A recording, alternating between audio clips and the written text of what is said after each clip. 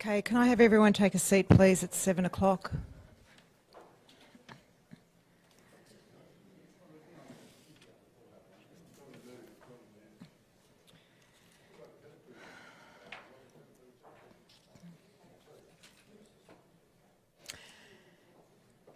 Good evening, everybody. I will now open the meeting at 7 p.m. and I will pass you on to the CEO, Alison Beckwith, who will read out the formalities. Thank you, Mayor. Welcome all to this ordinary meeting of Council. My name is Alison Beckwith and I'm the Chief Executive Officer. Before we start tonight's meeting, there are some housekeeping items that I'll just take you through. Council is prioritising the health, safety and wellbeing of our staff and residents in all our decisions regarding the management of our services during the COVID-19 emergency. Members of the public must not attend the meeting tonight. There have been no provisions made to accommodate members of the public. We are keeping the meeting open and accessible to you online. The meeting will be live streamed via our website and Facebook pages so that residents do not have to attend tonight's meeting to participate. As you will be able to see, we have spaced out our seating to a minimum of at least 1.5 metres apart. Amendments have been made to Council's request to speak and public question processes to allow participation without having to attend meetings and reduce the duration of our meetings. We thank you for tuning in tonight and for adapting with these changing times with us. We are continuing to monitor announcements and warnings for the health and safety of all in the community. Rules for public participation during the request to speak process are as follows. As the council elections in October have now been confirmed and called, no comments will be allowed which are considered to be electioneering or attempting to influence the outcome of the elections. No questions or statements may be derogative, defamatory or directed to an individual councillor, member of staff, ratepayer or member of the public. Statements read tonight have been amended to comply with this. A 3-minute time limit applies to all statements and a warning will sound at the 2.5-minute mark, and if required, the readers will sum up for the last 30 seconds. Any comments or private messages directed to the council tonight while the stream is being live will not be presented to council or have any bearing on the conduct of this meeting tonight. So to introduce you to those attending the meeting tonight, from your right we have Kath Brackett, Director of Community Programs, Mark Gillio, Director of Corporate Services, Councillor Tom Melican, Councillor Wayne Phillips, Councillor Craig Langdon, the Mayor, Alison Champion, Councillor Mark Di Pasquale, Deputy Mayor Rick Garotti, Councillor Peter Castaldo, Director of City Development Scott Walker and Director of Assets and City Services Jeff Glynn. And to my left is Gina Burden, Governance and Communications Manager, Emily Outlaw, Council's Business Team Leader, and also in the room tonight we have Vivian Filano, Governance Coordinator. Thank you, Mayor. Thank you very much. Our meeting is being held on the traditional land of the Wurundjeri Woiwurrung people. And on behalf of Banyule City Council, I would like to acknowledge them as the traditional custodians. I would also like to pay my respects to the Wurundjeri Woiwurrung elders, past, present and emerging, and to acknowledge other Aboriginal and Torres Strait elders who are joining us here today. Would any councillor like to advise of any leave of absence? There are no absences. Confirmation of minutes for the ordinary meeting of Council held on the 18th of May 2020. Can I please have a councillor move the motion? Councillor Tom Melican. Can I have a seconder, please? Councillor Craig Langdon. All those in favour? All those against? That is... Oh, that's why I waited. That is carried. Are there any disclosure of interests? There are no disclosure of interests. A supplementary agenda item was loaded to the website on Friday the 12th of June 2020. The item relates to Community Sports Infrastructure Stimulus Program and will be considered this evening as the last item in Section 5, Place, Sustainable Amenity and Built Environment. It is listed as item L1. There are a large number of reports listed for this evening's meeting. Keeping in mind that the advice that face-to-face meetings increase the risk of transmission of COVID-19, I will ask a councillor to move a motion that we reduce the councillor speaking time to be 2 minutes. Councillor Tom Melican, can I please have a seconder? Councillor Craig Langdon, all those in favour? 1, 2, 3, 4, 5, 6. All those against? 1. That is carried. So this evening, when councillors speak to an item, if they speak to an item, their speaking time will be 2 minutes, not 3 minutes. There is no urgent business item. There are no petitions. Item 3.1, Local Jobs Update. There is one submitter, and the prepared statement will now be read out by our Director of City Development, Scott Walker. The submitter is for the item. Thank you, Director. Thanks, Mayor. This is being read out on behalf of Kevin B. Agini of Ivanhoe, and it's for the item. Bragg notes that the first line of this report states, Banyul's local economic prospects on the whole are generally good. This is contrary to report 3.3, where it is stated, the Banyul community is suffering economic hardship as a direct result of the coronavirus pandemic. Businesses have been shut down or severely restricted through government regulation, and the impact to ratepayers in Banyul has been significant. Bragg believes the statement in report 3.3 is closer to the real situation in Banyul, so this report is based on a false premise. Bragg notes that a lot of good work is being done throughout the community with this local jobs program. However, where some of the programs are known to the community, e.g. Araluran and Chance's Cafe at Possum Hollow Playground, others are less well known, e.g. Nomad's Pizza and Cafe at Bell Street Mall. Is Nomad's Pizza and Cafe at the Mall a business wholly owned by council, or is this a private business, and if so, who is the owner of this business?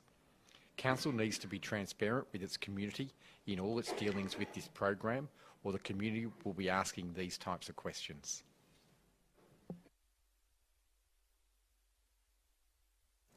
Thank you, Director. There is a motion that differs from the recommendation in the papers. Councillor Rick Garotti, would you please read that out? Yeah, thank you, Mayor. I'm heard? Yes, good. So I'm happy to move an alternative recommendation that Council advises the community that we have delivered on our June 2018 target of creating 100 local jobs for those in need and facing barriers to employment by June 2021, a full 1 year earlier than expected. 2, thank all Council staff for their tremendous support of the inclusive employment initiatives and efforts to make this a success. 3, thank Council's Inclusive Jobs team for their passion and inspiration in driving truly transformative outcomes in our community. And point number 4, note the report and continue to support the social enterprise and local jobs initiatives in Banyul. So moved, Mayor. Thank you, Councillor. Can I have a seconder, please? Councillor Tom Melican. Councillor Rick, as the mover, would you like to speak to the item? Yeah, thank you, Mayor. Very briefly speak just to acknowledge what a tremendous success our Inclusive Local Jobs program has been. So 2 years ago, almost to this day, Council made a landmark resolution to say that those in need, those with disabilities, those from multicultural backgrounds, those facing barriers to employment in our community, we believe that we need to give them a go. And we need to show leadership on that as a council. And we need to work and partner with other agencies to do that as well. I must admit that when we set the target of 100 jobs over 3 years, I didn't believe that we could achieve it. To go and do that a full 1 year ahead of target is remarkable. Council sets policy and we set directions. It's our staff that implement, and I'm tremendously proud of the work of the staff in bringing this outcome about. And I say that because the staff know how closely we scrutinise, and me in particular, everything around the jobs program, and how passionate and focused we are to see that all of our efforts in this space result in jobs. And when I see a report like this, it just inspires me with confidence about the tremendous work that's happening at the council. I'll finish by saying that behind that figure of 100 is 100 people who have got a job that didn't have one before. 100 mums and dads who are proud to be able to see their kids engage in the economy and in opportunity. There's a story, a positive story behind every single one of those jobs. And I just want us to remark on that and to realise how transformative the work we're doing with this sort of a program. Thank you, Mayor. Thank you, Councillor. Councillor Tom Milliken, would you like to speak to the item? Yeah, I'm sorry I jumped in. I think Councillor Langdon wanted to second that, but yeah, this program has been a success on every level, and you've only got to look at other councils and now modelled this program. That's how successful it's been on. It's been showcased by the MAB. But not only has it done that for and what Councillor Garotti talked about, what it's done for the people that have got jobs, the staff have appreciated this council, and the morale in the council has lifted because they realise that they're part of something bigger. They're part of providing opportunities for other people. And it's not just come to work, do your job. It's come to work and help these people gain experience, gain knowledge and confidence. And we could talk about the 100 jobs, but we could also talk about the many people who have experienced work at council and have gained confidence, have gained skills, and then gone outside and obtained work elsewhere. So it's more than the 100 jobs. It's the experience, it's the knowledge, and we've had sessions here where we've spoken to some of these people, and the confidence and the build and those people was remarkable. So this has been a huge success. I'd like the CEO, our new CEO, has a lot to do with the early days, but this has been a tremendous success, and led by Councillor Garotti, who pushed this, who argued for this, but in the end it was quite a sensible, logical decision, and we all went along with it. And it's been a huge success. So it's something proud. We can look back on our time of council as something that's really achieved good outcomes and we can be quite proud of. So very happy to receive this report and congratulate Councillor Garotti on his leadership and thought that's gone into this program. Thank you, Councillor. Would any other councillor like to speak to the item? Councillor Langdon. Following on the other two councillors, certainly Councillor Garotti had the seed of the idea, and he certainly advocated it exceptionally well, as Councillor Garotti often does. But I have to acknowledge, even, and he said himself, it's the staff that have carried this through. No matter what we initiate here, it's the good management, the will, the keenness of the staff that's got this to this project. I'd like to, through the then director, now CEO, pass all that on. It's an outstanding achievement, and I think picking it up, what a good idea that we have in council, and we do it well in Banyule. The staff like it, and they obviously did. They'll run with it at full pout, and all credit to everybody involved. Thank you, Councillor. Would any other councillor like to speak to the item? Councillor Rick, as the mover, would you like a right of reply? Okay. I now put that in motion. All those in favour? All those against? That is carried. Item 3.2, Draft Reconciliation Action Plan for Public Exhibition. There is one submitter. The submitter is for the item, and the prepared statement will now be read out by the Director of Corporate Services, Mark Giglio. Thank you, Mayor. This tonight is from Rosamund Krivenek of Heidelberg West, who is speaking for the motion. I support the public exhibition of the Draft Reconciliation Action Plan, or RAP. It is consistent with the values of inclusion, access and equity framework, which recognises the equity involves customised responses if there are to be a fair and appropriate outcomes. Reconciliation is a task shared by the community at large, but it requires council leadership and support. It is important that it moves from framework values to tangibles, from aspirations to real outcomes. As stated in the draft RAP, reconciliation requires truth-telling, justice, healing and reducing gaps in Aboriginal disadvantage, as outlined on page 9.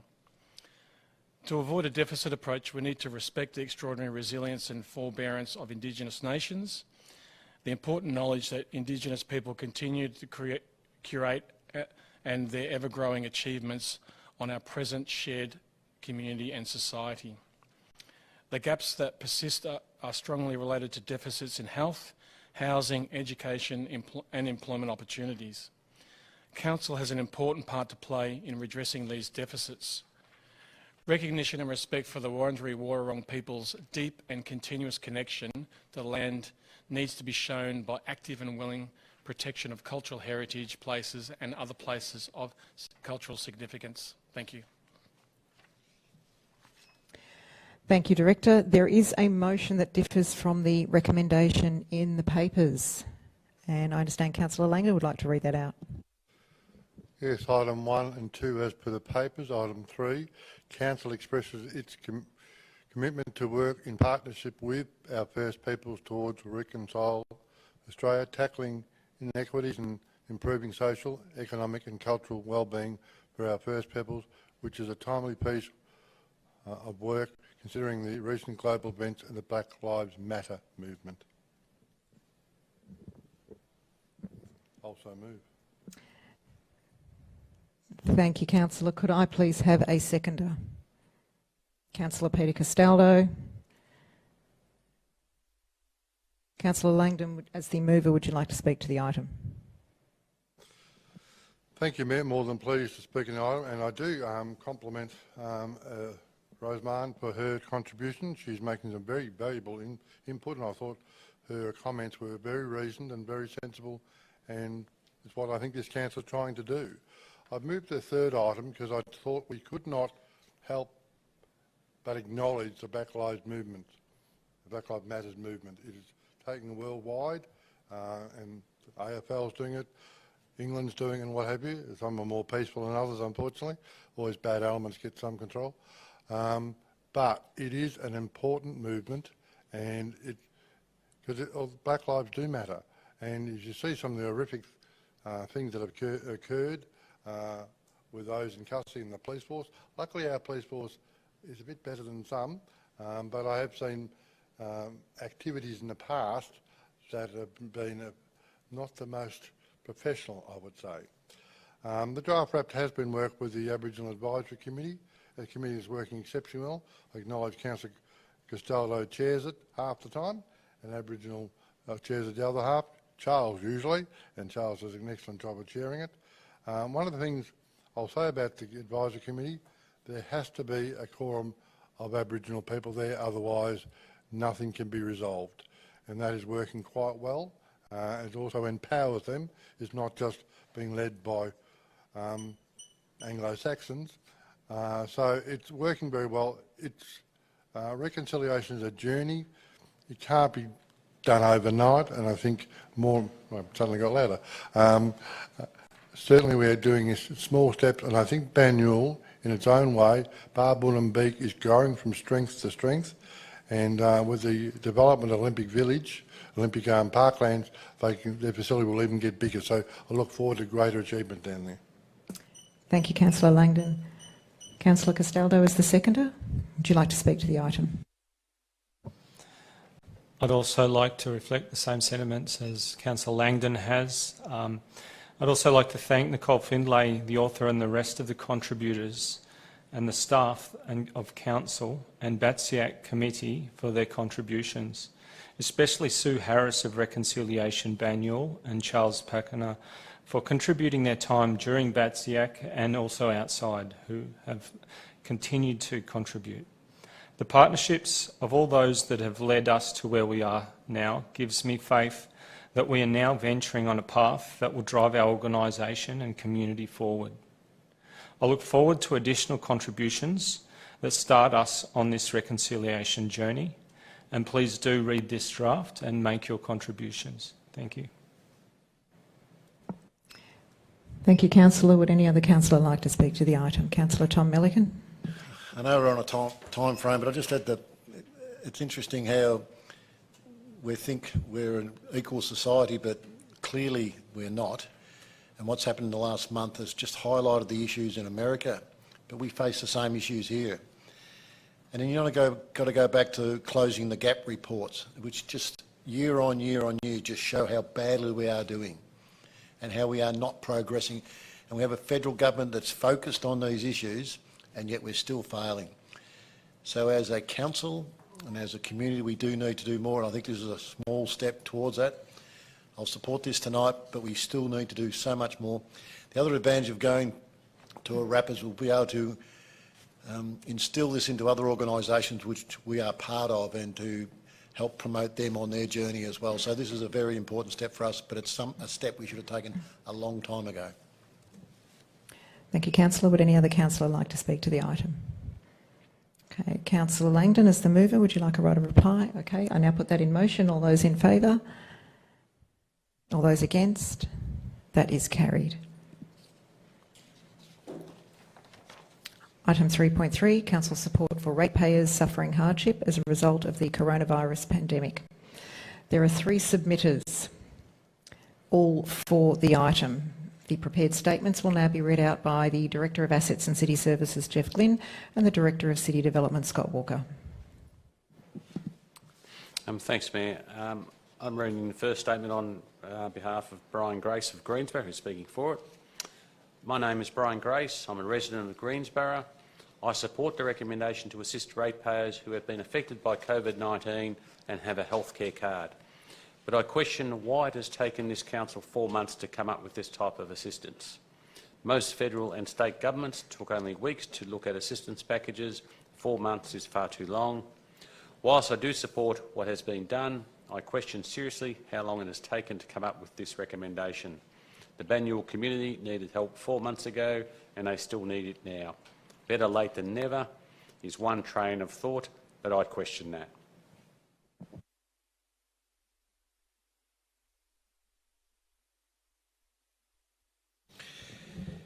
Thanks, Mayor. The second speaker is David Mulholland from Heidelberg Heights, speaking for the item.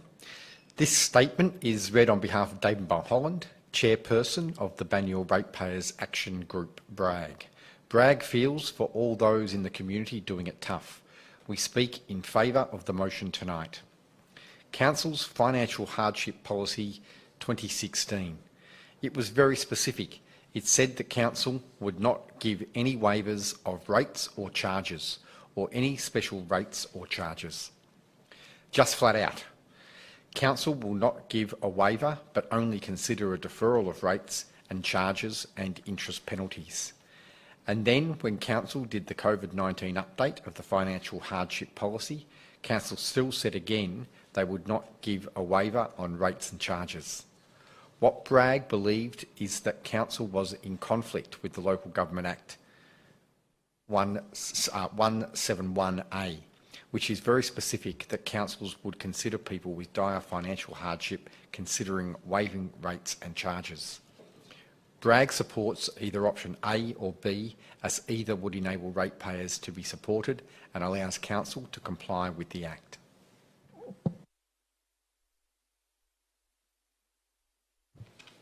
The third speaker is Katie George from Yallambie, who is also speaking for the item. My family is in the fortunate position that we have not yet been exposed to job losses or stay-at-home directions and medical impacts preventing us from earning our ordinary income. But we have become much more reliant on the availability, amenity and local services through this period. This has been lifted some of the visibility of the benefits we enjoy, like the upkeep of our parks and recreational spaces that we all dearly missed using and are very happy to have back. If Council were to waive rates for everyone, we all lose. This compounds pressure for years ahead. I have seen some absurd claims that rates just line pockets of councillors and staff. This is just an extraordinary view of the world. I have loved taking my family to the local libraries, Possum Hollow, Malahang Reserve, local parks to kick and play football and play tag, driving on well-maintained roads and walking on well-maintained paths. Rates fund these things, and I am more than happy to pay my rates because I can enjoy the benefits this brings to our community for everyone who lives, works, studies and visits in Banyule. Council developing a proposal of targeted relief to those who demonstrate they need it means that everyone can continue to benefit from the work of Council. I support the proposal. Thank you, gentlemen. There is a motion that differs from the recommendation in the papers. Councillor Rick Grotty, would you like to read that out? Yeah, thank you, Mayor. I'd like to move an alternative which is effectively option B that was in the papers, plus an additional point 3. I will read it out though for the benefit of those listening in, Mayor. Yes, so that Council resolve to grant general weights waiver under section 17(1)(a) of the Local Government Act 1989 to owners or authorised representatives based on the following 3 strategies. A waiver of all principal-owned residential properties of ratepayers holding a current Commonwealth Care healthcare card, job seeker category. The amount to be waived will be $500 to a maximum of the applicant's 2020-21 general rates levied, whichever is the minimum. I think the wording's a bit strange, but I think that the intent is clear. I think that's, Director, I think that's why I wanted my version. But a waiver for commercial and industrial improved properties if assessed as eligible under Council's hardship criteria, JobKeeper eligibility. The amount to be waived will be $500 to a maximum of the applicant's 2020-21 general rates levied, whichever is the minimum. And C, a waiver for all other ratepayers if assessed as eligible under Council's hardship criteria, financial hardship demonstrated through a significant loss of income directly due to the coronavirus pandemic. The amount to be waived will be $100 to a maximum of the applicant's 2021 general rates levied, whichever is the minimum. Point 2, that Council will receive a revised 2020-21 rating strategy and hardship assistance policy containing the specific hardship criteria and requirements for assessing hardship applications at the next meeting of Council for consideration for adoption. And point 3, the proposed budget 2020-21 be adjusted to reclassify the provision of Banyule's economic support package from other expenditure to a reduction in rates and charges arising from this resolution. So moved, Mayor. Thank you, Councillor. Can I have a seconder, please? Councillor Peter Castaldo. Councillor Rick is the mover. Would you like to speak? I had a question. I had my hand up. Oh, sorry. That's right. I don't think the words whichever is a minimum of any of those statements is required. So it would be best if those words were not there because there is no minimum. It is 500. If the mover and seconder are happy to get those removed, I think it reads far better. So both mover and seconder are happy to have those removed. If we could remove the words, yeah, whichever is the minimum for A and B and C.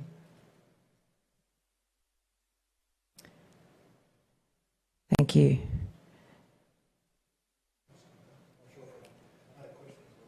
Away you go, Tom. Ask your question. One of the submitters said that Council hadn't done anything in weeks to 4 months ago, and we waited this time to provide any relief at all. I know on the 6th of April, this Council moved the first tranche of relief due to COVID-19. I'd just like the Financial Director, if you could highlight what those initiatives were that we passed on the 6th of April, please. Director Mark.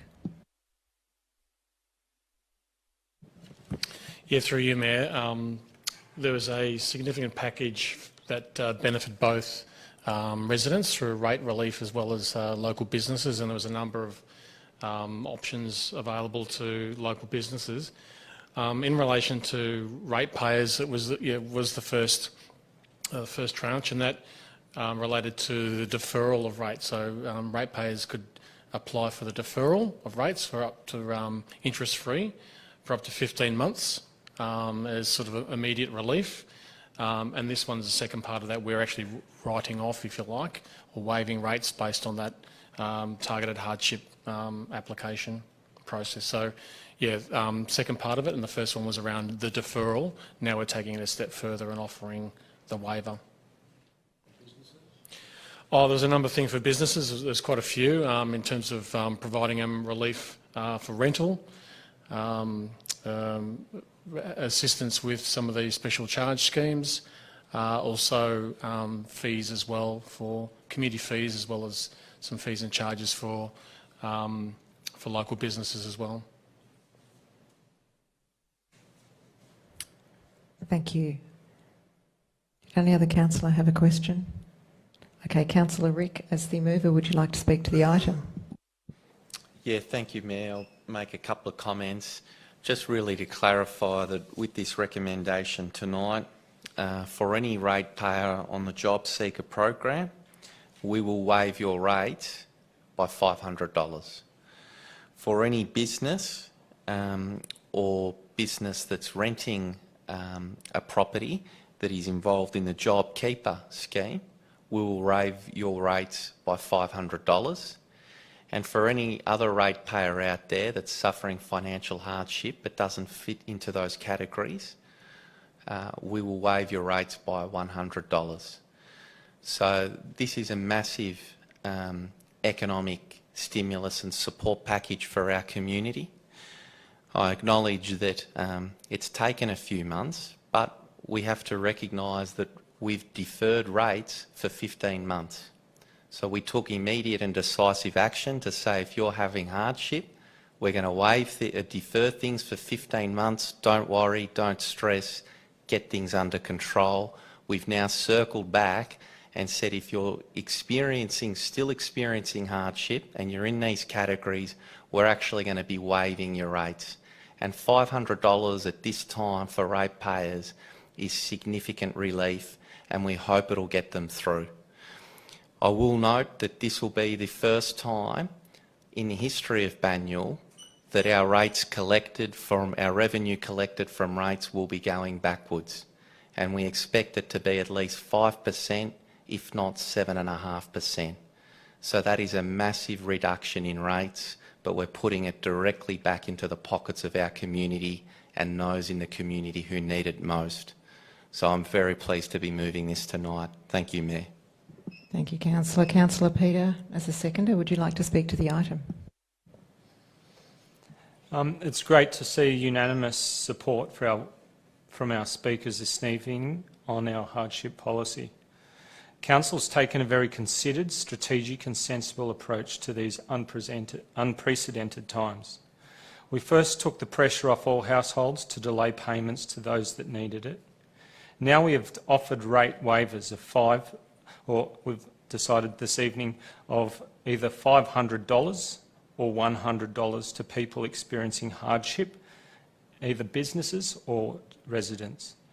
This is designed to be an efficient process, not hard on the applicant, streamlined, simple and targeted. This is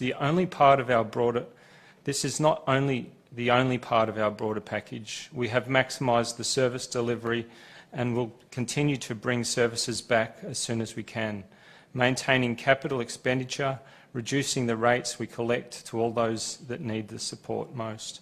I believe this is a responsible package that will be a short-term hit to Council's finances and lead to a budget deficit in the coming year, while not being reckless and ensuring our Council can continue to deliver improved services to our community. For all these reasons, I'm fully behind this component of our extensive coronavirus package. Thank you, Councillor. Would any other councillor like to speak to the item? Councillor Langdon? Yes, I'd like to reflect on the three speakers tonight. One of them bad council for not acting quick enough. We worked out this in a slowly process, in the sense timely. We acted as soon as we could, but we worked out what was the best way of helping people. Bragg, for example, wanted to give no rate increase of 2%. That would not give anyone $500 back. This is a far better package for those who are suffering than just waiving the 2% rate increase. So we worked it out well. So particularly the good governance, the critical comment that we took so long, we did a lot. We did quite a lot. And it doesn't end here. I know there's future reports coming to council how we can better help businesses. Now, they're the things we need to do. We can't do everything at one package. We need to work out how it works out and how we can do. We are flexible. We need to do that. And I commend the author of this report and the great work all councillors have done to come up with this very good package. Thank you, councillor. Would any other councillor like to speak to the item? Councillor Rick, as the mover, would you like a right of reply? Yeah, thank you, Mayor. All I'll do is just ask that those listening in, and particularly those who with community groups, if you could help us promote this to our community so that everyone out there who might be in need knows about it. Please work with us to get the message out, because really we want everyone who needs it and meets the criteria to be able to access this support. Thank you, Mayor. Thank you, councillor. I now put that in motion. All those in favour? All those against? That is carried.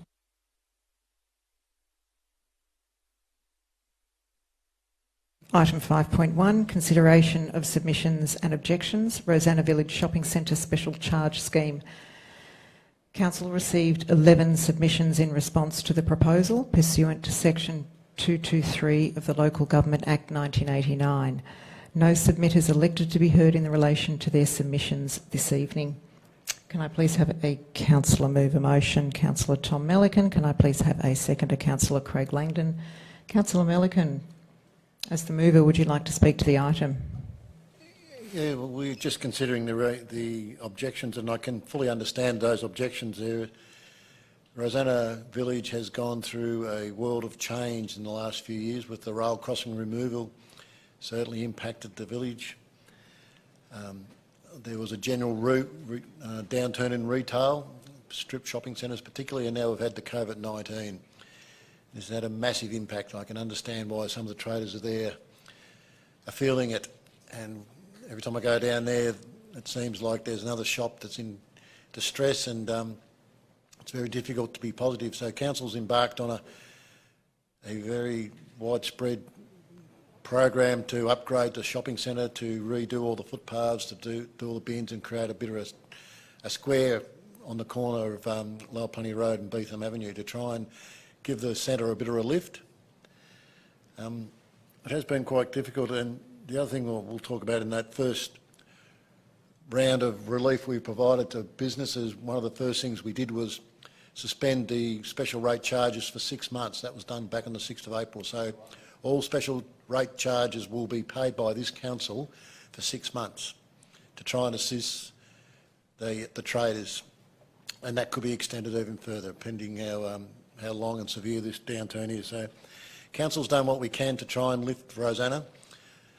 I think once we've completed the streetscape upgrade, it will show a real turnaround in that area, and we've got several things planned to really lift Rosanna, and I'm sure the special rate charge will assist that as well. So, but I do understand why some people have objected to this.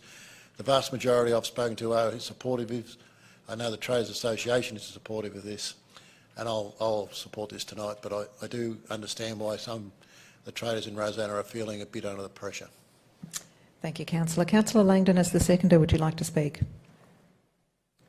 Would any other councillor like to speak to the item? Okay, I now put that in motion. All those in favour? All those against? That is carried. Item 5.2, consideration of submissions and objections, Bell Street Mall Shopping Centre Special Rate Scheme. Council received 4 submissions in response to the proposal pursuant to section 223 of the Local Government Act 1989. No submitters elected to be heard in relation to their submissions this evening. Can I please have a councillor move a motion? Councillor Craig Langdon, can I please have a seconder? Councillor Rick Garotti. Councillor Langdon, as the mover, would you like to speak to the item? Extremely quickly, I fully support this. I note there were 4 submitters and all were in favour, and it's been going on quite a long time with the Mellon has done successful things, so I look forward to it continuing. Thank you, Councillor. Councillor Rick as the seconder, would you like to speak to the item? Would any other councillor like to speak to the item? Okay, I now put that in motion. All those in favour? All those against? That is carried. Item 5.3, North East Link Project Update. There are 2 submitters. The prepared statements will now be read out by the Director of Community Programs, Kath Brackett, and Director of Corporate Services, Mark Giglio. Thank you, Mayor. This statement is read on behalf of David Mulholland, Chairperson of the Banyule Ratepayers Action Group, BRAG. BRAG speaks against the motion tonight. BRAG does not believe Council has a strong case against the government and this will be a waste of ratepayers' money. Council are trying to change the design of the tunnel by this legal action. It's not going to happen. Cost of legal action is $150,000 on top of the $1 million budgeted for North East Link advocacy. This has done nothing to help Banyule residents. This is all because Banyule spent months and months pushing for option C. It was a preferred option by various people within the Banyule community, but it was never going to get up due to significantly greater cost. Council continued to persist with option C and give the Banyule community false hope and only started to modify its views when it knew well and truly it wasn't going anywhere with its political stance against the state government's chosen option A. Council wasted so much time. If Council had focused and read the play a lot earlier, that option A was really going to go through no matter what, Council may have had greater influence. Councils will remember multiple contributions from BRAG members to activate before the election, which we believe fell on deaf ears. BRAG believes Council persisted with the wrong options, so missed opportunities to properly advocate for residents on the biggest project in its history.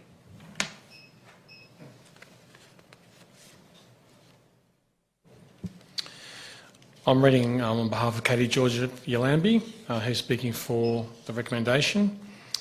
Thank you to Council for all the hard work that it has been doing to get the best possible outcomes for our community.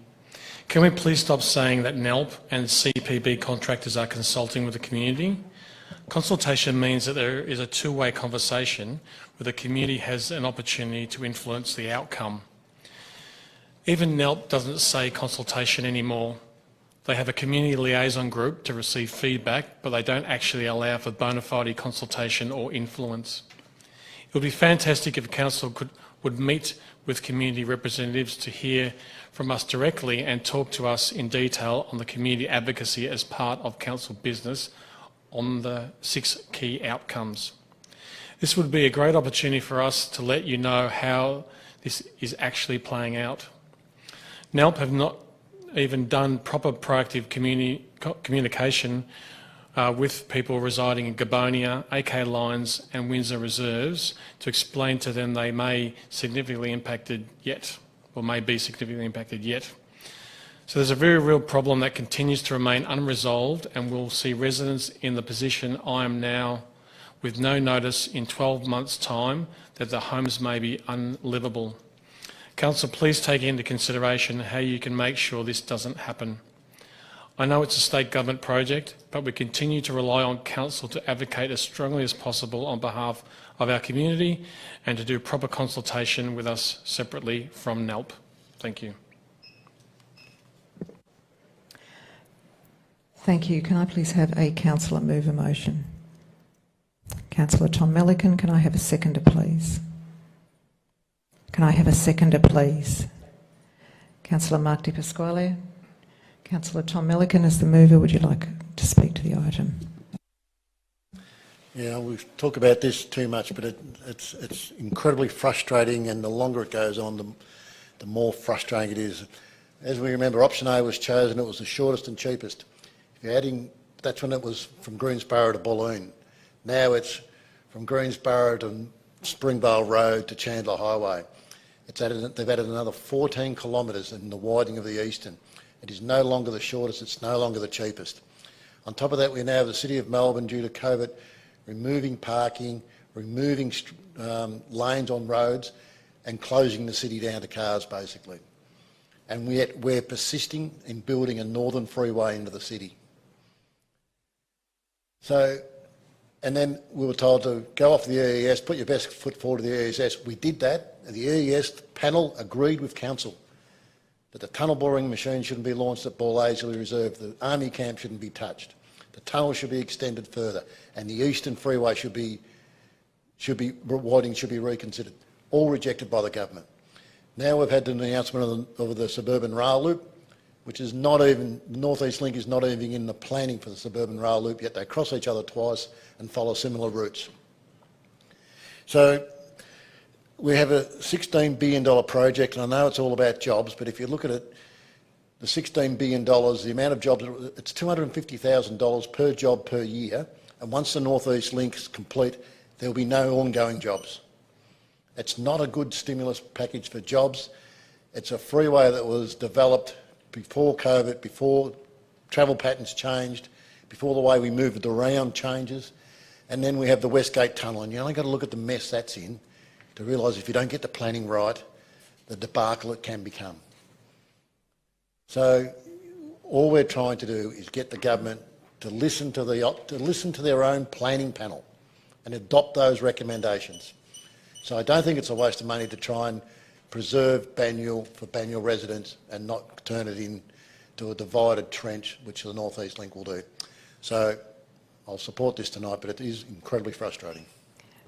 Thank you, Councillor. Councillor Mark, as the seconder, would you like to speak to the item? No. Would any other councillor like to speak to the item? Councillor Langdon. Yes, Mayor. Look, I'm very concerned that some of these residents, particularly I think coronavirus has been used as an excuse as well, aren't being consulted with properly. And if the mover and seconder would like to put a second point to this, that we meet with the affected residents to see how council can assist them, I'd be more than pleased for that, but it's up to the mover and seconder. I'm not going to, but I think we should meet with our residents that are being affected by the works, particularly the works now underway, to see what we can do to help. So if the mover and seconder would like to do something like that, I would be more than supportive. Yeah. Do we need to move a recommendation, or can we just agree that we will do that? I don't mind either way. We need to move it, don't we? Okay, we need to take the first step, which is moving that we will create an alternate recommendation. Then you want to move. So, Councillor Melican, you are moving the motion that council creates an alternate recommendation to this item. Can I have a seconder for that motion? Councillor Langdon. I put that in motion. All those in favour? All those against? That's carried. So, Councillor Melican, you wanted to create an alternate recommendation?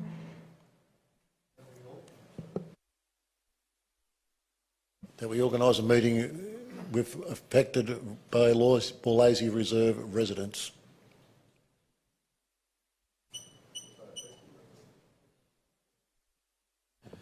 Mayor, seconder, if I may, all affected residents who would like to be part of such a meeting.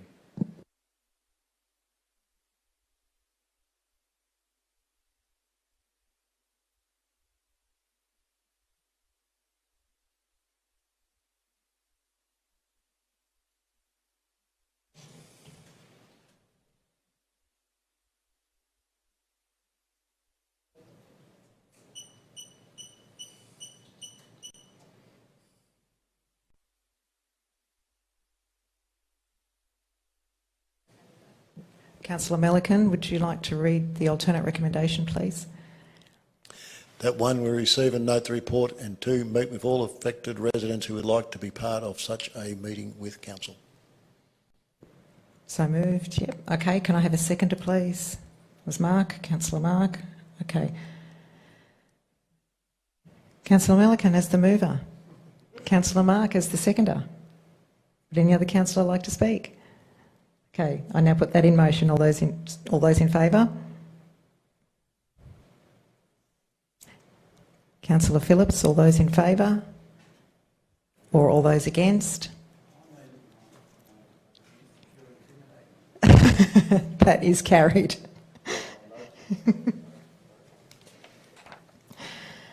Item 5.4, Waterdale Road, Ivanhoe, placement of permanent barriers. There are two submitters. The prepared statements will now be read out by the Director of Community Programs, Kath Brackett, and Director of Corporate Services, Mark Gilio. Thank you. I'm reading this on behalf of Emma Samuel, who is speaking against the motion. Mayor, councillors, officers, residents. My name is Emma Samuel from Ivanhoe, and I'd like to acknowledge the traditional owners of the land on which I have been given the privilege to speak and pay my respects to the Wurundjeri elders past and present. I'd like to speak against this item today because for several reasons I do not believe the permanent closure to be in the best interest of the Ivanhoe community. Firstly, I'd like to commend the Council on taking advantage of the available funding from the State Government to create more green spaces and the admirable notion of pedestrianising public thoroughfares. However, there are several issues with the chosen site. Firstly, before the road was closed, anyone who walked down this part of Waterdale Road with any regularity can attest that in this lonely, isolated strip of road, particularly at night, there is no one around, save for the cars passing through until the road was closed. Imminently, there will also be a new apartment complex, which, in my experience, is never a space people congregate outside of, apart from the apartment residents themselves. The apartment building on one side and the back of the high street shops on the other will also serve to cut out a lot of natural light. In short, I do believe that this is a safe and open site upon which to create a public space. I do not believe this is a safe and open site upon which to create a public space. Secondly, I am concerned by the lack of public consultation on this project. What data and feedback were used to determine this was the best site for the pocket park? Or was it simply identified because the road was already closed for the convenience of the developer? I do not believe the community's silence over a road being closed for construction should be evidence as a type of community consultation. I believe that the closing of this road will instead advantage the developers of the apartment building, who will probably then be able to informally extend the flow of their space and whatever downstairs retail amenities they install into the closed road. I wonder if Council has spoken with the developers in regards to this pocket park idea.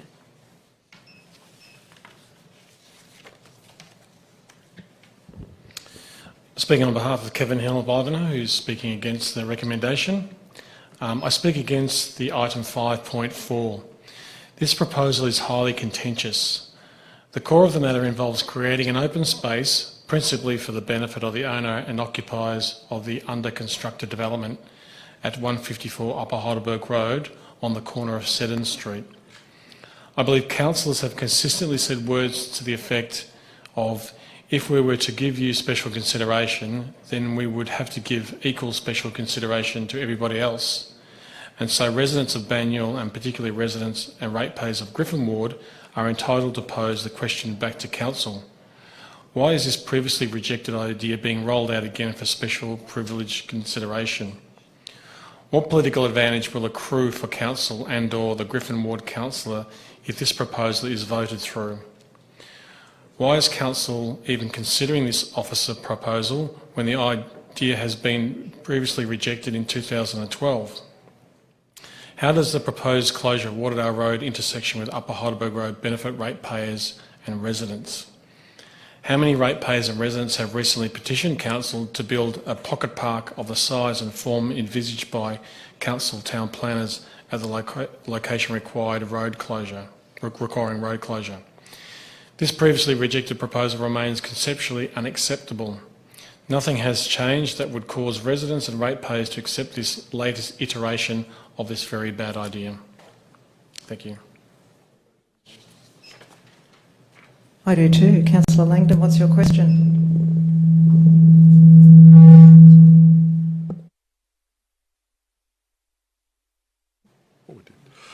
My concern about some of the comments that were read out, what political advantages will occur for Council and/or the Griffin Ward councillor if this proposal is voted through? I find those words exceptionally and should never have been put. I will ask one question on it from somebody in governance. The new ward of Griffin does not cover that area to my knowledge, therefore there would be no advantage to the Griffin Ward councillor. It's in the new Charlesworth ward if I read my boundaries correctly.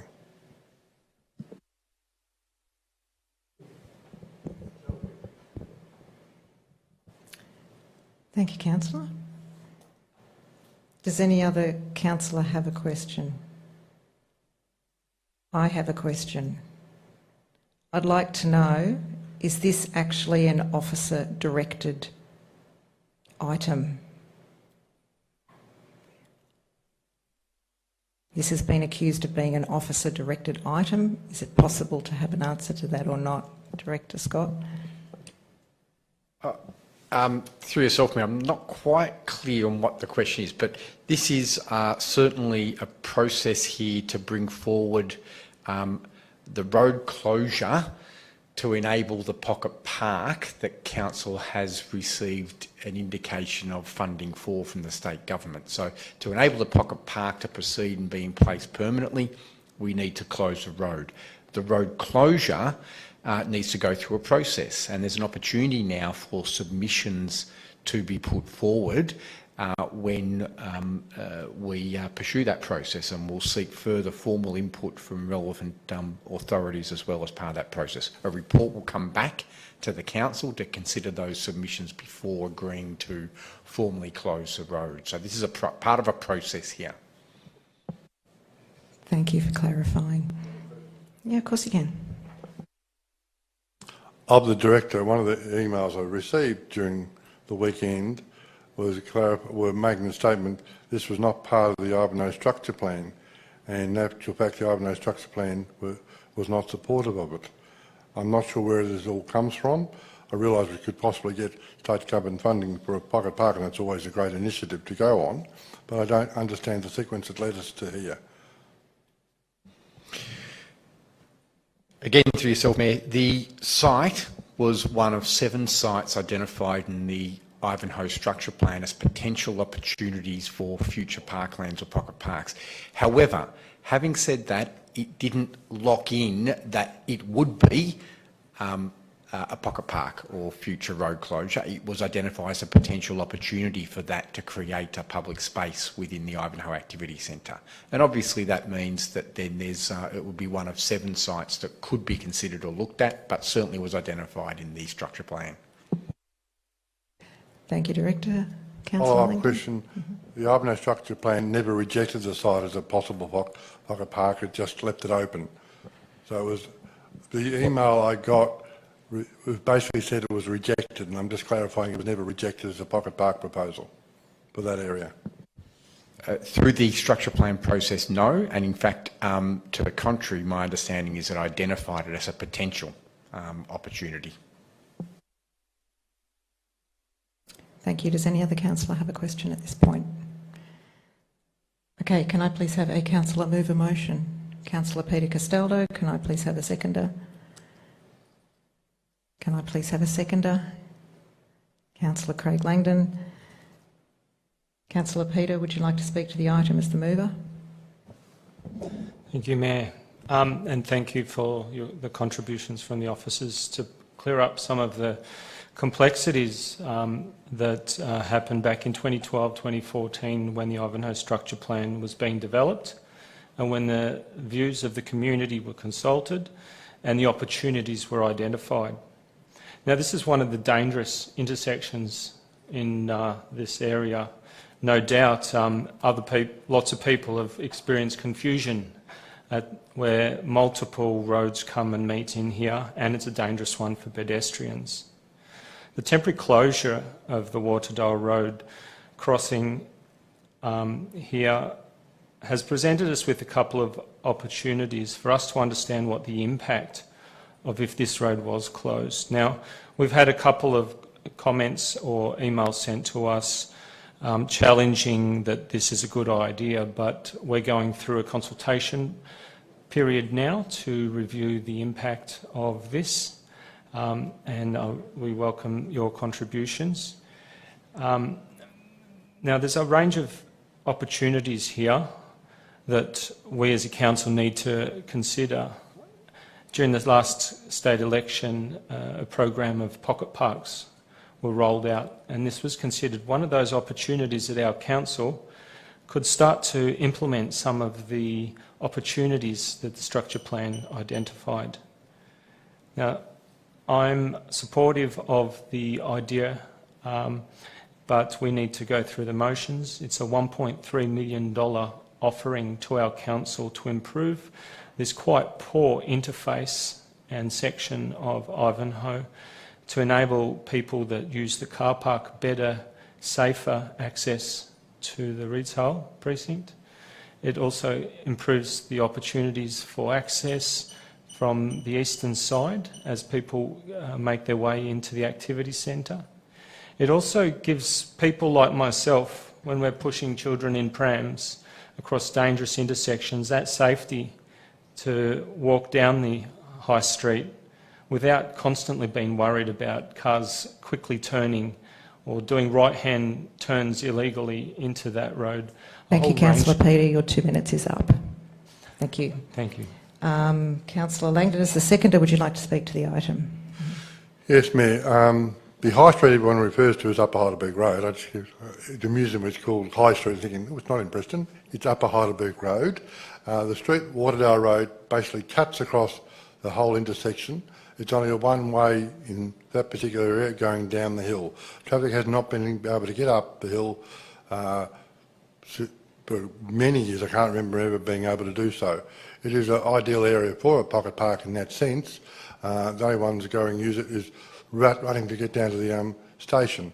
And the trouble is, you coming out of that intersection, there's a right-hand arrow.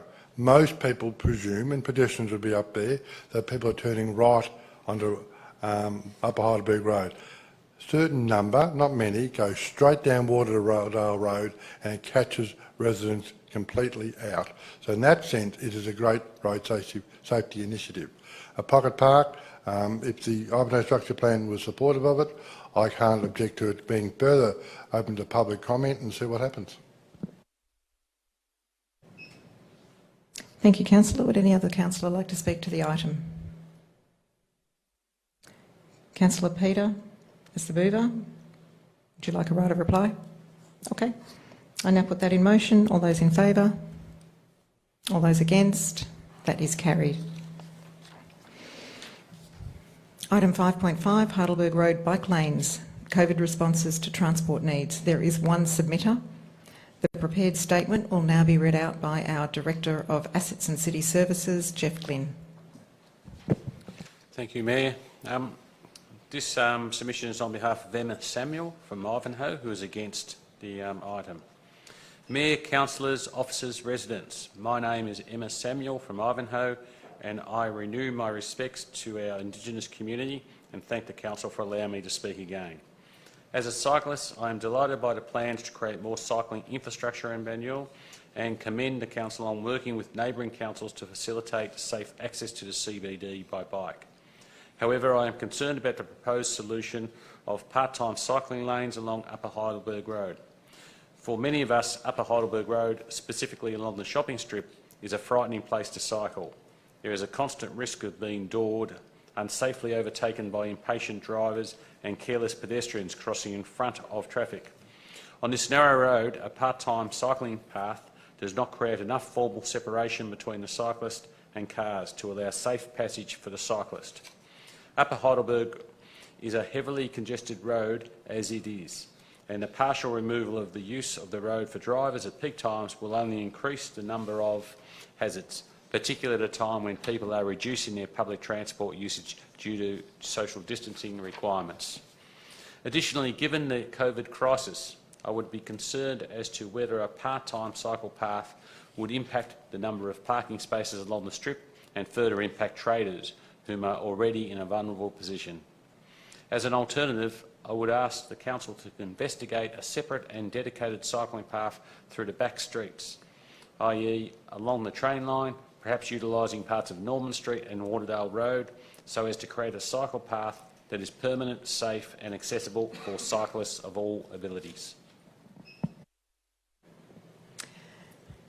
Thank you, Director. Councillor Rick, you had a question?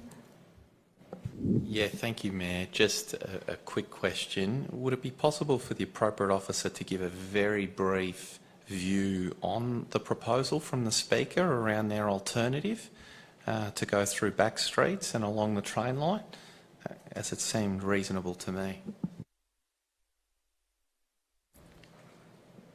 Director? Thanks, Mayor. Look, there may be some opportunity to use some alternative streets, but what needs to be taken into consideration is the access to those sites and locations along rail corridors, the width of the streets, the suitability of the streets from a safety point of view. The main road location is the most direct route. It is the most suitable route for commuting cyclists, and certainly is the location that can be managed in the most appropriate way from a safety point of view and an access point of view.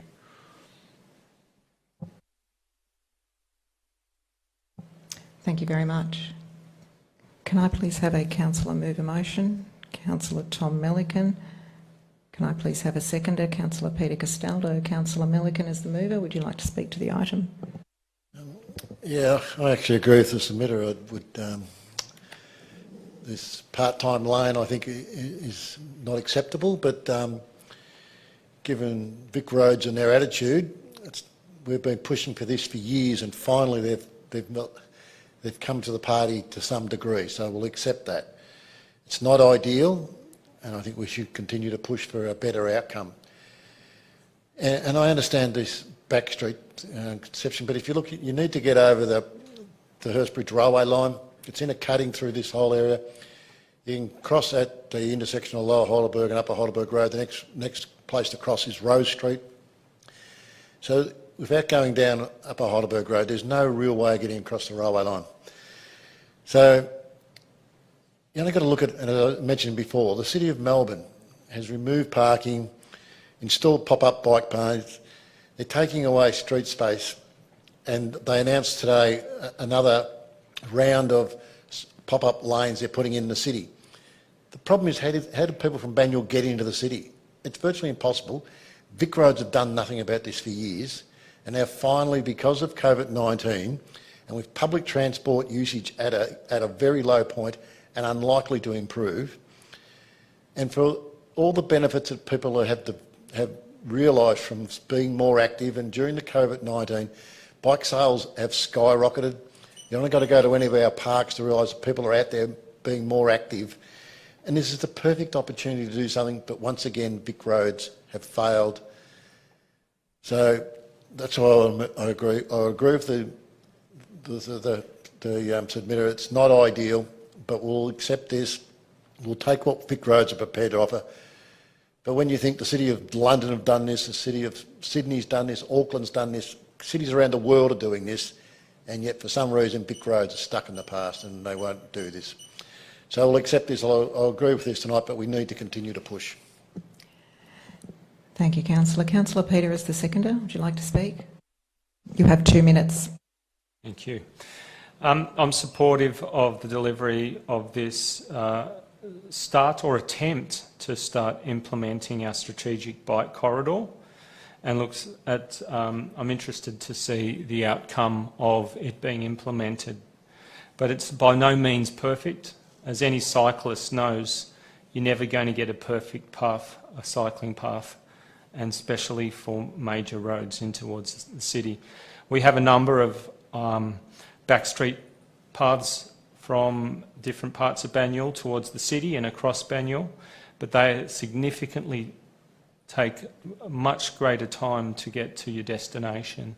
And this is the most sensible journey or pathway to getting to the city, or north up towards La Trobe University or to Heidelberg Station. So I'm supportive of this approach taken. While not perfect, does give us the opportunity to consider and move towards a better outcome for cyclists. Thank you, Councillor. Would any other councillor like to speak to the item?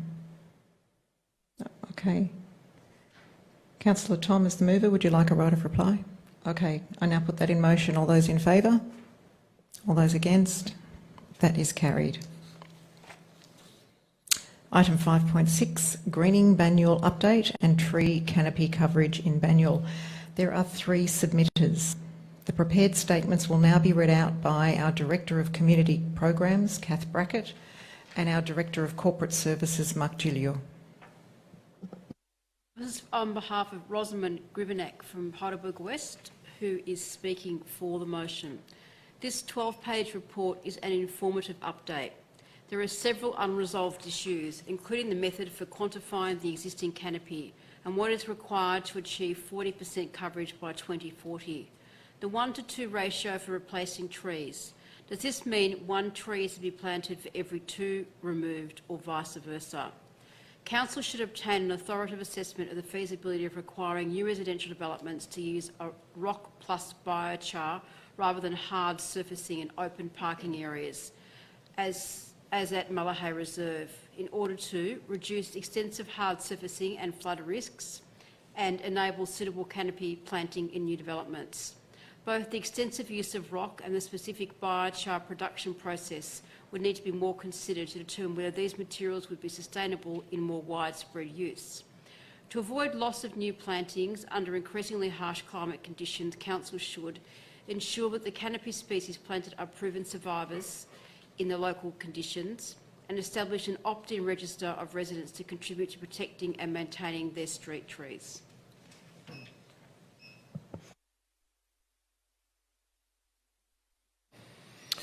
Speaking on behalf of Daphne Hards of Ivanhoe, who is speaking for the recommendation. Warringal Conservation Society has been advocating proudly for the environment of Banyule for 50 years. Over this time span, we have seen and participated in vast greening of the area to a point where Banyule's tree canopy is judged to be one of the highest in metropolitan Melbourne, or is it? The background to this item shows that the tree canopy estimation varies widely depending on methodology. 2014, 2020 Vision estimate Banyule's canopy to be 30%. 2015, Banyule Urban Forest Strategy estimated it to be 37%. 2019, Living Melbourne, our metropolitan urban forest, estimates it to be 24%. 3 recommendations towards understanding and improving tree canopy are proposed. 1, an audit of Banyule trees. 2, application to North East Link project for funds for tree planting. And 3, explore putting a monetary value on trees in nature strips. An audit of trees is an excellent way forward. The methodology can be repeated in subsequent years to assess real change. Much information could be gained as to the number, size, age, species. With this information, plans can be made to increase diversity and reduce risks of pest and disease. The potential loss of approximately 7,000 trees in Banyule due to the North East Link project is tragic. It makes sense to apply for funds towards our greening program. Council already charges developers and entities for the removal of trees. It would make sense to put monetary amenity value on street trees to emphasise the importance of trees in our streetscapes. We shall need healthy street and parking lot trees to reduce the heat island effect and to keep pedestrians happy to walk as temperatures increase due to global warming. The WCS supports the 3 recommendations put to Council. WCS endorses the increase in funding towards the tree planting program and urges continued research into increasing the survival of street plantings. Thank you. I'm bringing on behalf of Kevin Bigiani from Ivanhoe, who is speaking in support of the motion. One of the attractions of living in Banyule is the richness of the trees throughout the city. Bragg applauds our parks section for continuing to improve all streetscapes, parks and bushland reserves throughout Banyule. In relation to this report, will the proposed audit of trees costing $150,000 assist in improving the canopy cover throughout the city? If it does, this may be ratepayer funds well spent. However, there are a few contradictions in the report. Number of trees planted in streets, parks and reserves has decreased from 7,347 in 2017 to 4,000 in 2019. During the same period, the operational street planting budget has increased from 188,230 in 2017 to 352,537 in 2019. Over the next few years, 9,000 trees will be lost to the North East Link project. Are these trees to be replaced by the North East Link project, or is it an additional $100,000 per annum of ratepayer funds to be used to fund the replacements? Bragg hopes not. Will the amenity value charge be only for developers, or it will be a charge also imposed on mum and dads wanting to do a dual occupancy to supplement their retirement incomes in these troubling times? This new charge needs to be carefully thought through. Thank you very much. There is a motion that differs from the recommendation in the papers. Councillor Peter Castaldo, I believe you're reading that out. Thank you, Mayor. The adjustment of the budget funding of $150,000 to the year of 2020-21 Capital Works and Initiatives Program to undertake an audit of all street trees and to review Banyul's urban forest strategic plan. Thank you. And you are moving the item, is that correct? Okay, could I please have a seconder? Oh, eeny, meeny, miny, mo. Councillor Tom Milligan. Councillor Peter is the mover. Would you like to speak to the item? Yes, thank you, Mayor. Thank you, Kathy Hines and team, for the Greening Banyul update report, and Councillor Langdon for putting forward the notice of motion to address both urban heat island impacts and other beneficial qualities a well-considered urban forest provides to our community. While the urban forest strategy started the conversation, it never included a full tree audit across the nature strips of Banyul, and so we have never had an understanding of what was possible and how to strategically roll out a complete program to achieve the best possible outcome. To inform the urban forest strategy in the next cycle, we need to get this work done, and the sooner the better, and therefore I've moved it to come forward in funding this year. There are a range of methods to determine the success of a strategy, and each method determines quite different results and has been identified by our speakers this evening. Until now, it's been determined mainly through aerial data. The land-based capacity audit will assist us in knowing what is happening on a more accurate method. A greater quantitative data will be provided and enable us to lay down a program that can be funded and rolled out. We have only ever had an estimate of vacant nature strips based on a small sample size. Finally, the existing plan has decreased the rate of loss had it not been developed, but it does not present me with confidence that we have improved the urban forest of Banyul. A new approach built on the audit will give me confidence we can start to measure if the situation is improving. Thank you.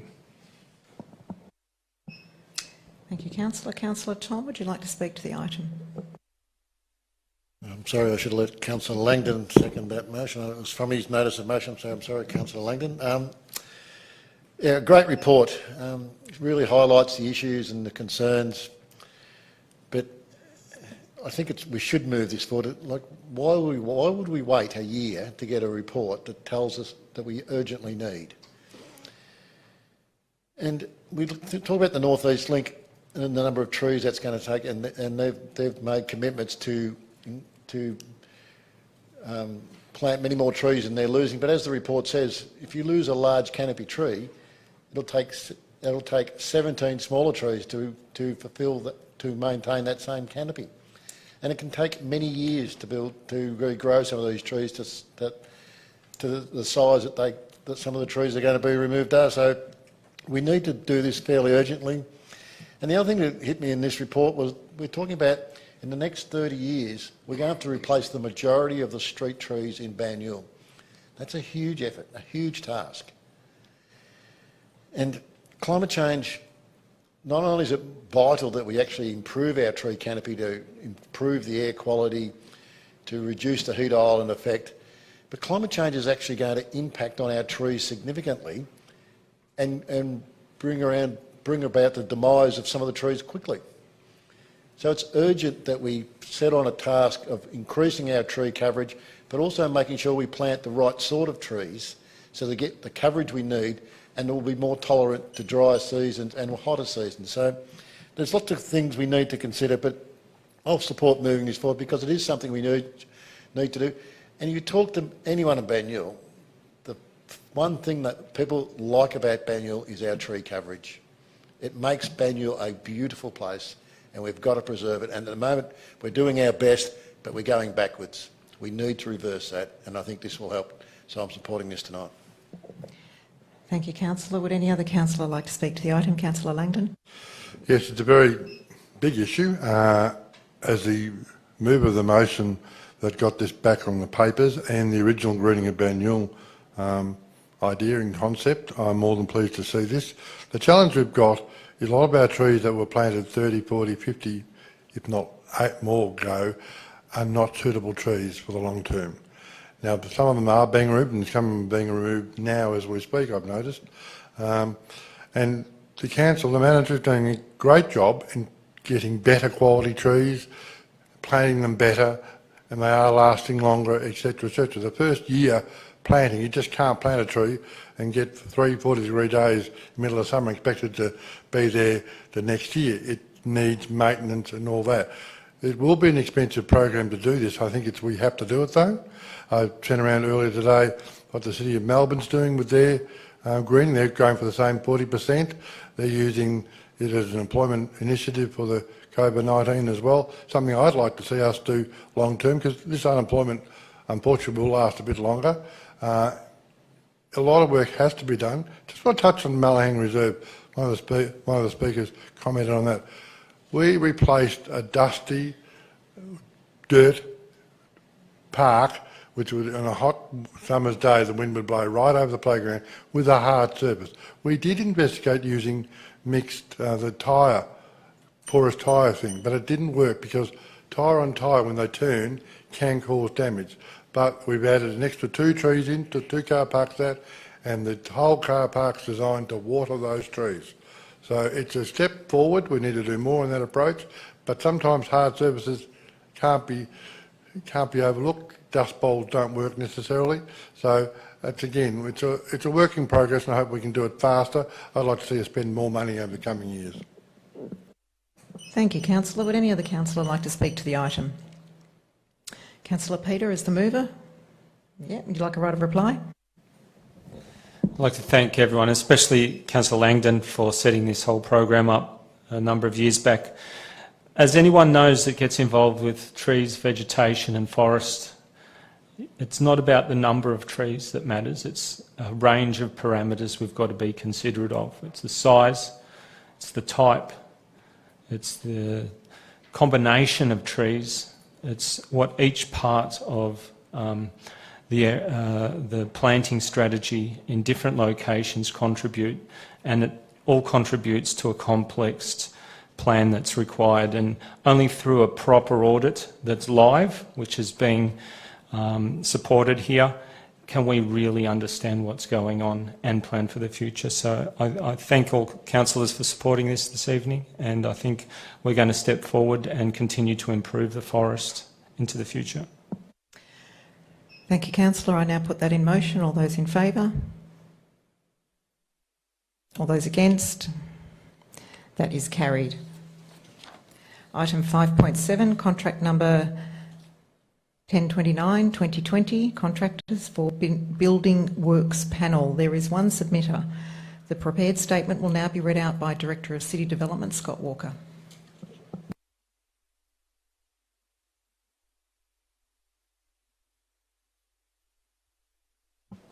Thanks to yourself, Mayor. This is on behalf of Kevin Hill, Ivanhoe, against the item. On behalf of Banyule Ratepayers Action Group Inc, aka BRAG, I speak against the item. The following questions and concerns for ratepayers are also relevant to items 5.8 and 5.9. 1. Of the 4 suppliers nominated for the Building Works panel, BRAG notes that Bay Building Services and United Commercial Projects participate in the current Building Works panel. 2. To maximise competitive tension for the ultimate benefit of ratepayers, why has Council limited Building Works panel membership to 4 suppliers only, including 2 incumbents? Why not have 6 suppliers, given the very small difference in weighted scores between United Commercial Projects Proprietary Limited and tenderers E and F? My perception is that this could have the effect of reducing the perception that the Building Works panel is a closed shop which would likely discourage suppliers from applying for future building works panels because they would reason they were probably wasting their time and resources required to tender in the future. 3. Ratepayers are presented with a table showing weighted scores only. Ratepayers are denied information relating to the weightings of component elements, thereby reducing ratepayers' understanding of the selection process and ability to critically analyse the dataset. Assuming that the component elements of the weighted score do not have equal weightings and reasonably assuming that price has a relatively high weighting, then based on these assumptions, it is clear that a supplier has an advantage when tendering for future inclusions in the Building Works panel. 4. Bragg is curious to know the detail of margin differences of the specific component elements of tenderers. Weighted scores seem to be significantly different. 5. I believe the choosing of suppliers is inherently risky. Has the selection process been previously audited internally and/or externally? What were the audit findings and recommendations, and when were these reported? Copy requested. 6. Council should consider rotating suppliers so that fresh suppliers are brought in for each new panel. 7. Bragg is recommending heightened risk management protocols and processes.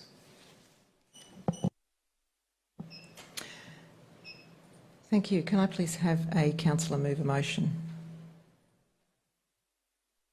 Can I please have a mover, Councillor Tom Milliken? Can I please have a seconder, Councillor Rick Garotti? Councillor Tom as the mover, would you like to speak to the item? Councillor Rick as the seconder, would you like to speak to the item? Thank you, Mayor. Just note that many of the points raised by the Speaker were points that were raised by the councillor group when we were looking at the tender evaluation, and we were satisfied with the responses received from the Director, and I thank him for that. Thank you, Mayor. Thank you, councillor. Would any other councillor like to speak to the item? Okay, I now put that in motion. All those in favour? All those against? That is carried.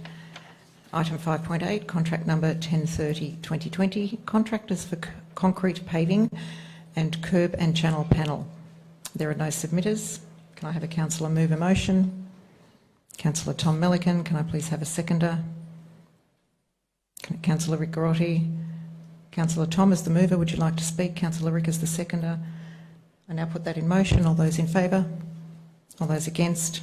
That is carried. Item 5.9, contract number 1039-2020, contractors for minor asphalt works panel. There are no submitters. Can I please have a councillor move a motion? Councillor Tom Milliken. Can I please have a seconder? Councillor Rick Garotti. Councillor Tom as the mover, would you like to speak to the item? Councillor Rick, would you like to speak? I now put that in motion. All those in favour? All those against? That is carried. Item 5.1, 2 Kavanagh Road, Lowell Plenty, proposed tree removal associated with new baseball pavilion P219-2020. There are 4 submitters. The prepared statements will now be read out by the Director of Corporate Services, Mark Giglio, and the Director of Assets and City Services, Jeff Glynn. Speaking on behalf of Rick Irvine of Lower Plenty, who's speaking against the recommendation. Dear Chairperson, we ask the Council assess this permit on the grounds it contradicts Banyule Council Urban Forest Strategic Plan. We ask for consideration that no amount of replanting will replace decades of growth once it's removed from street and park frontage. With ample room on the west end of the development, a simple redesign to relocate this clubhouse away from the tree canopies and root substructure would overcome the need for need to remove trees. We ask that Council consider this along with our already lodged objection. Thank you.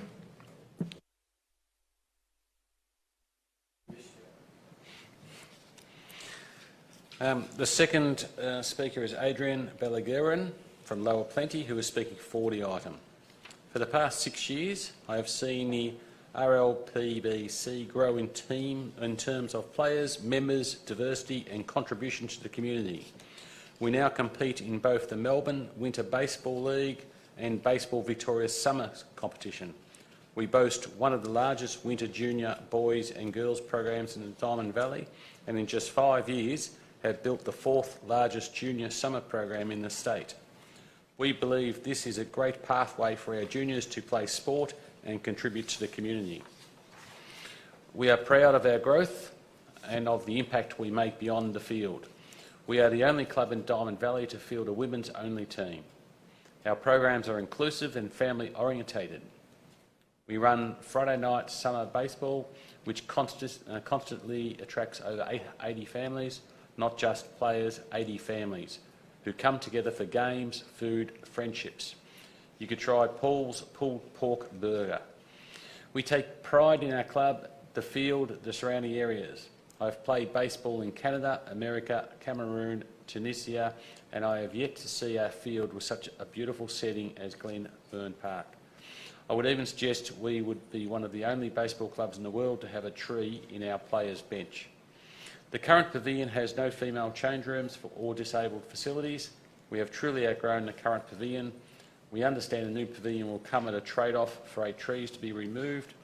Whilst unfortunate, the trade-off for ongoing community benefit combined with the planting of the new trees is well worth the effort, and I urge you to vote favourably for the tree removal.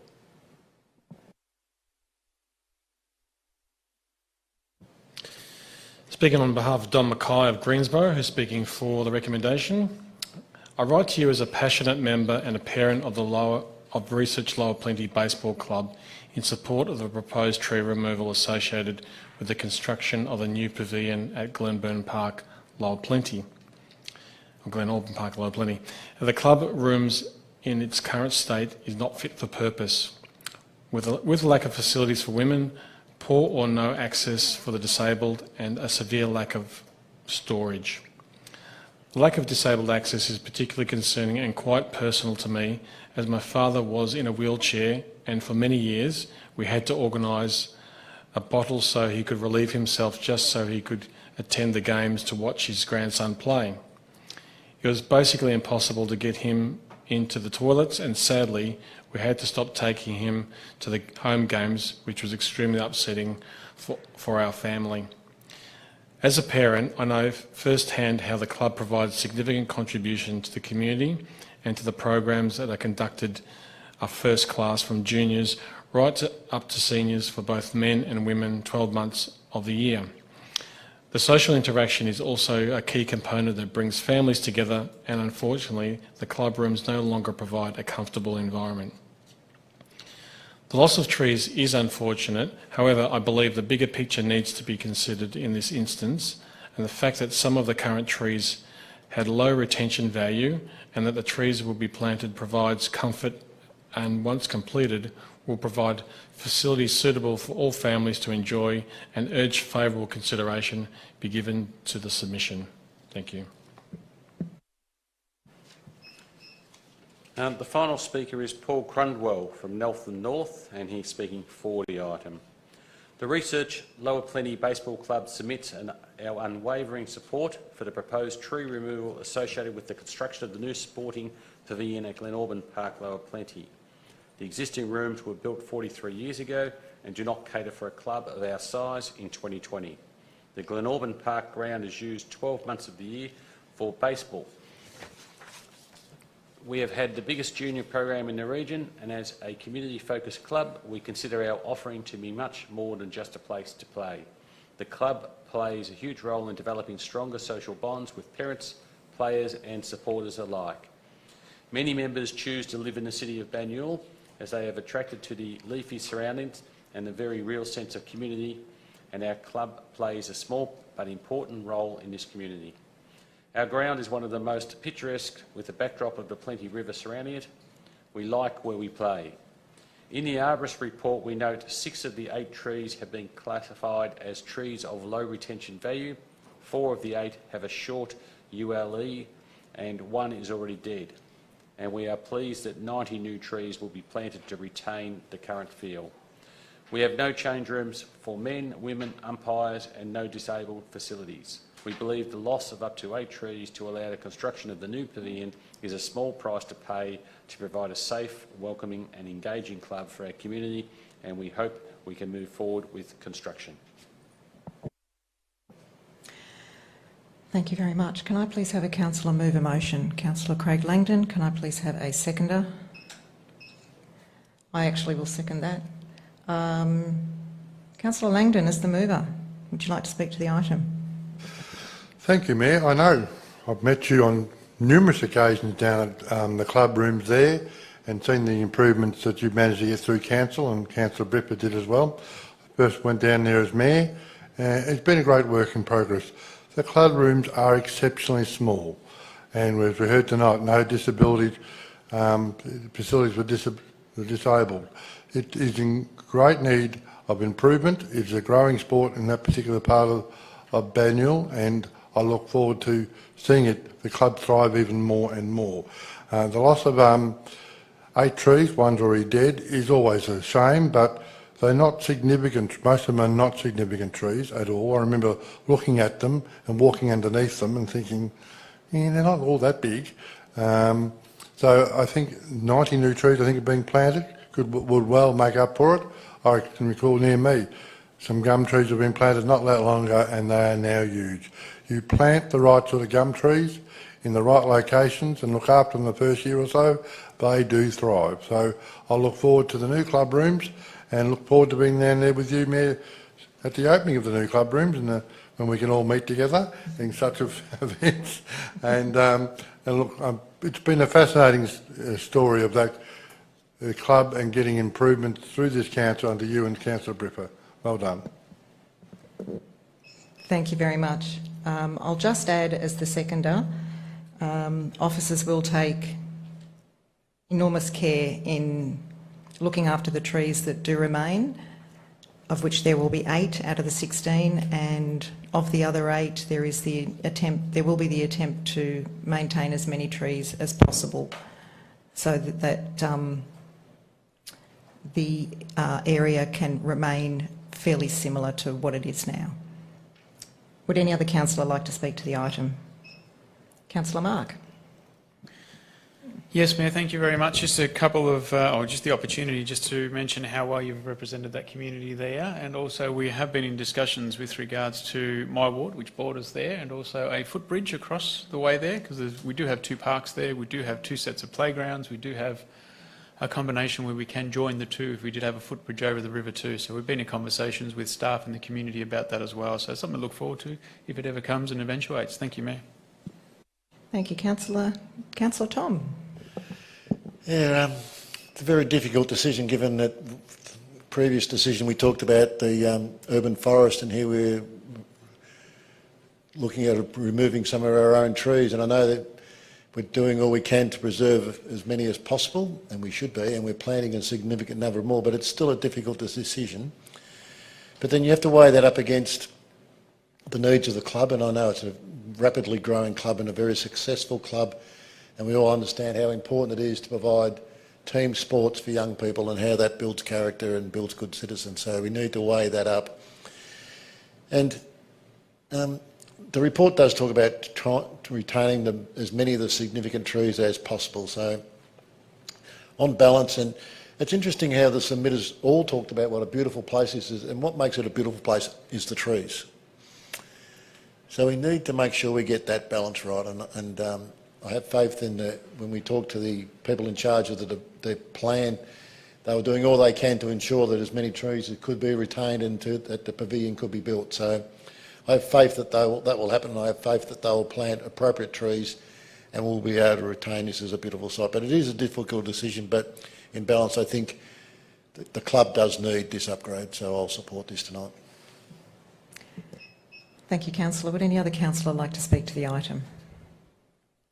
Okay, Councillor Langdon, as the mover, would you like a right of reply? Okay, thank you. I now put that in motion. All those in favour? All those against? That is carried.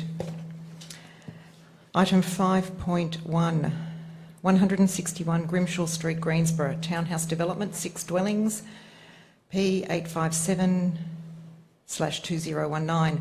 There is one submitter. The prepared statement will now be read out by Director of Assets and City Services, Jeff Glynn. Thank you, Mayor. This submission is on behalf of Jenny Mulholland of Ivanhoe, and she is speaking for the item. I note that this development is for 6 residential dwellings. I wish to make some comments on the waste management conditions relating to this development. It would appear the Council has recently tightened up these waste management conditions. In this report, the developer is required to implement a Section 173 agreement and specifically to undertake the collection by use of a private contractor for a 6-dwelling proposal.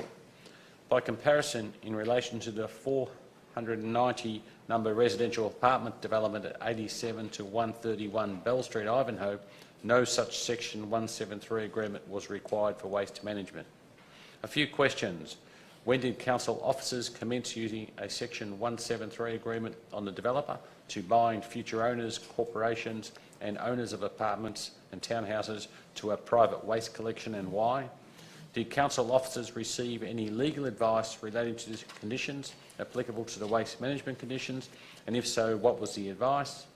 Will Council consider a rebate of waste management charge within the rates for the future owners of this development and previous developments?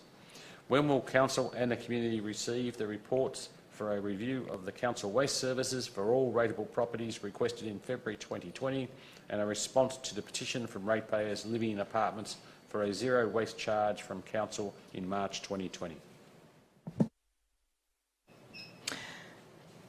Thank you. I understand there is an alternate recommendation to this item. Councillor Mark, would you please read that? Thank you, Mayor. Just putting forward an alternate recommendation. Point 1 is as before, but point A to 1, the front 2 metres of the Grimshaw Street setback shown as R1.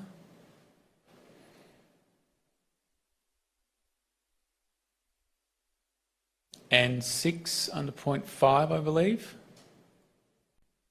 Unless otherwise agreed in writing by the responsible authority, the development permitted by this permit must not be occupied until the land shown as R1 on the plans endorsed under the planning permit has been shown as R1 on a certified plan of subdivision. So moved, Mayor. Thank you, Councillor. Can I please have a seconder for the item? Councillor Wayne Phillips. Councillor Mark, as the mover, would you like to speak to the item? Thank you, Mayor. This, the terminology R1, etc., is a bit confusing. I will leave it to our seconder if he may have the opportunity to inform the community about what this proposal or this amended item actually means. Thank you. Councillor Wayne Phillips, as the seconder, would you like to speak to the item? I hope you realise I'm coming out of retirement. Aren't we blessed? Happy to support Councillor Di Pasquale in reference to this particular application, but I must say up front, as Councillor Di Pasquale has expressed similar concerns to myself, it's not an ideal application and one that ideally can be confidently supported by Council. However, it does tick many of the boxes that the Council are looking for. One is it's in an area that's seen as preferred development, very close to Greensborough, and Greensborough is an important town centre or district centre or activity centre within the municipality of Banyule, and higher density development surrounding that sort of development as per Heidelberg, as per Ivanhoe, is very applicable. Is this the ideal site? Probably not, but it's on a main road, it's on a busy side street, it's in the gateway to sort of Greensborough.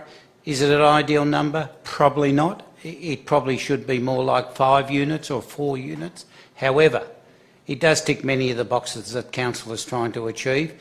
It is providing some smaller density development for people who want to live in other than a 3-bedroom home on a larger block of land, which is predominantly what Banyule's about. And we are completing some of our obligations in reference to state government obligations, where we are trying to provide for a number of additional dwellings within Banyule. We are a Metropolitan Melbourne urban council where we have to provide some, and in doing this, we protect those areas that we want to protect, which is the residential areas. So overall, the development is not a bad development, but it's not a great development. But I think it would be the sort of development that would probably be supported by the independent umpire. There has been some resident objections to it, but there's been a lot of discussion between the ward councillor, the planning officers, the professionals who have recommended, Mayor, that the application could be supported and should be supported, and for those reasons I'm happy to support Councillor De Pasquale in suggesting that this council should support the application. Thank you, councillor. Would any other councillor like to speak to the item? Okay, I walked into this meeting today not prepared to speak to this item. However, I have in the last 30 seconds changed my mind. I won't be supporting this item, and I have had conversations with my fellow councillors about this for a lot of the reasons that Councillor Wayne Phillips has just stated. Some of the feedback that I've received from one particular resident recently, there are too many on the block compared with neighbouring blocks regarding the number of units regardless of the general residential zone. There is minimal open space. There is too much hard surface. There's not enough space for water tanks and solar panels. McDowell Street is already very narrow at that intersection, and this will lead to increased parking in the already tight intersection leading on to Grimshaw Street. And the units themselves, to fit 6 on there, will be too small for appropriate healthy living standards. So my lack of support for this particular item is not personal to the ward councillor. We have already spoken about this. He knows what I feel, what I think, what I can see going on there, and the outcomes of that. And for those reasons, I'm unable to support this application. Just want to confirm no other councillor wants to speak to the item. Okay, Councillor Mark, as the mover, would you like to comment further? Thank you, Mayor, and appreciate those comments, especially as a real estate agent yourself. We will let the market decide whether they will actually sell or not. If they don't sell, well then, they're inappropriate. If they do sell, we'll see whether they sell like hotcakes. Who knows? We'll wait and see. With regards to the development, Councillor Phillips did mention something that we did make an amendment to tonight, which I think is very exciting. And this highlights when we have experience on a council, this is some of the things that the community get benefit for. So I think the experience of the tonight in the room is over that side of the room, I must say. Thank you, Councillor Phillips. And I'm excluding the officers. Okay, so the officers there, this has got nothing to do with age, this has got to do with experience. Okay, so the experience is in the days of Diamond Valley before Banyule is that councillors did have their thinking cap on, and they said, okay, well, these properties along Grimshaw Street in this area, if we could get a slither of the front of the land, the landscaping area, possibly about 2 metres, we would then have options. If we did pick them all up along the way, we could widen the footpath possibly, we could plant trees there, because there's really not going to be any hope of getting the road off Vic Roads. They're not going to make the 2-lane or 4-lane carriageway smaller. But we possibly can get developers to give us a slither of 2 metres on each of those properties as they continually come up. Now, we do have some already, Council, and the community do have access to about 6 or 7, I believe, of those at the moment. And as the years go by, we may pick up more. And what this means is we can widen that footpath, we can put bike paths in there, we can make it more amenable to pedestrians, cyclists, trees, beautify the area, because it is a bit of a gateway into Greensborough area, and Grimshaw is a very, very busy street. So anything that can help pedestrian access, cycling, greenery, and we've been speaking about greenery already tonight, has a tick in my book. So thank you, Mayor, just for that, just to add that. You're welcome. Okay, I now put that in motion. All those in favour? 1, 2, 3, 4, 5, 6 in favour. All those against? That is carried. I'm not that powerful. 5.12, 59 Swanston Street, Heidelberg Heights, proposed leases. There are no submitters to this item. Can I please have a councillor move a motion? Councillor Craig Langdon. Can I please have a seconder? Councillor Rick Garotti. Councillor Langdon as the mover. Would you like to speak to the item?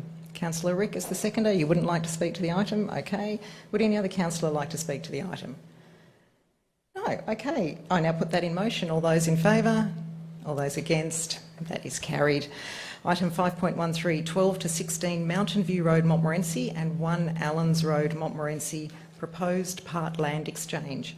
There are no submitters to this item. Can I please have a councillor move a motion? Councillor Rick Garotti. Can I please have a seconder? Councillor Craig Langdon. Councillor Rick as the mover. Would you like to speak? Councillor Craig as the seconder. Would you like to speak? Okay. Would any other councillor like to speak? Okay. I now put that in motion. All those in favour? All those against? That is carried. Supplementary item L1, Community Sports Infrastructure Stimulus Program. There are no submitters and there is an alternate recommendation. Councillor Langdon, I believe that's yours. Yes, thank you, Mayor. A, B, as per the papers.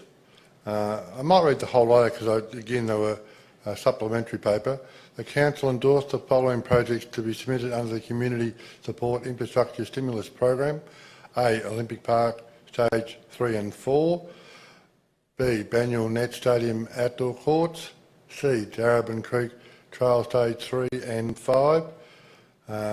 Item 1 in that, new concrete path between Southern Road and Gona Street, Heidelberg West.